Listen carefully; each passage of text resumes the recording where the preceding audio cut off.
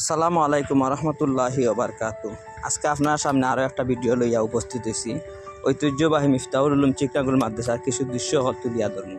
হজরত মৌলানা আব্দুল গফফার সাহেব রহমতুল্লাহ আলাহির মাধ্যমে এই মাদ্রাসাটা শুরু হয়েছিল। এখানে তাই হয়েছেন চিকনাগুল মাদ্রাসার ওইলা প্রতিষ্ঠাতা মুহতামিম সাহেব। আল্লাহ রব্বুল আলমিন তানোর মেহনত কবুল করক্কা, তানে জান্নাতের উচ্চ মাকাম দান করক্কা। তানোর আগে আগে এই মাদ্রাসার কিছু পরিস্থিতি খারাপ আছে, এমন অবস্থা আছে যে অবস্থায় বোঝা গেছে না যে মাদ্রাসাটা মনে হয় ড্যাম হয়েছিল একবারে। কিন্তু সিগনাগুল এলাকার গণ্যমান্য উলামায়ে কেরাম এবং আমরা যুবক ভাই সবর তত্ত্বাবধানে আলহামদুলিল্লাহ মাদ্রাসাত আবার সুন্দর করে পড়ালেখা শুরু হয়েছে। এই মাদ্রাসার বর্তমান মুহতামিম হয়েছে আব্দুল আজিজ সাহেব এবং নাজিমে তালিমাত আব্দুল আজিজ সাহেব।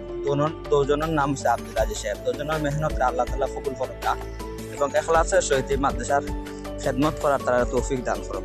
তো রকমের বিপদ আপদ আছে, সমস্ত জিনিস থেকে তারা হেফাজত করুক এবং মাদ্রাসা যেন আবার ভাঙ্গিয়া না পড়ে আল্লাহ রাব্বুল আলামিনের জন্য সাহায্য করুক।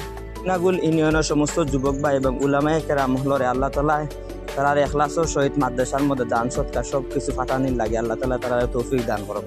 এবং এই মাদ্রাসার যত ছাত্রছাত্রী আছেন এবং উস্তাদ হল আছেন সবাই আল্লাহ তাআলা কবুল করুক দিনের জন্য।